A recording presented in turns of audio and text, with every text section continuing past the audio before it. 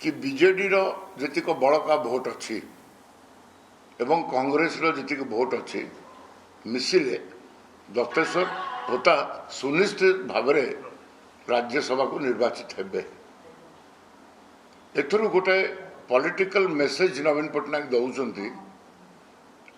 कि मुझे जड़े व्यक्ति को बाछी जो व्यक्ति अनेक दिन धरिक पब्लिक सर्विस रे थे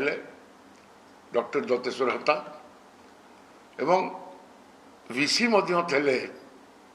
वाइस चांसलर थे जो मेडिकल यूनिवर्सिटी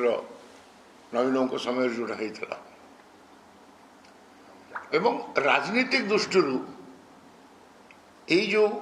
गणति से देइचंती फोर्थ कैंडिडेट दत्तेश्वर होता को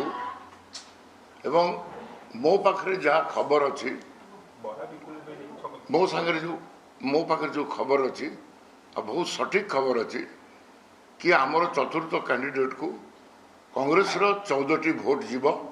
आमर 11टा आमर 12टा आ 14टा मिसिले 26टा first preference vote fourth candidate पाइबे एवं बीजेपी रो बड़का भोट मात्र 2टी सांसद प्रार्थी तांकर चयन होला परे तांकर मात्र बड़का भोट आउ रहिबो 7टी 6-7टी तेणु कस्मिन काले फोर्थ कैंडिडेट बीजेपी जहाँ भी षड्यंत्र कले जो कौन सी गणना कले बीजेपी नहीं पार ना तेणु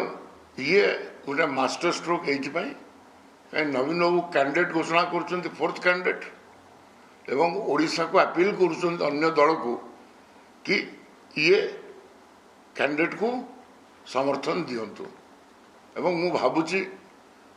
निश्चित भाव में फोर्थ कैंडिडेट हिसाब से दत्तेश्वर होता जीतबे तेणु से दृष्टि यहाँ मास्टर स्ट्रोक एवं परवर्ती पर्याय आपण मैंने निश्चय जाना को पाइबे जब इलेक्शन प्रक्रिया राज्यसभा आरंभ हो कौ दल समर्थन दौरान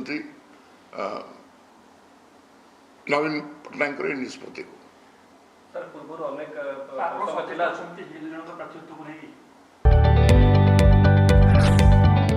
जदि आपंक आम भिडी भल लगा तेब आम चैनल को लाइक शेयर और सब्सक्राइब करने को जमा भी भूलु नहीं।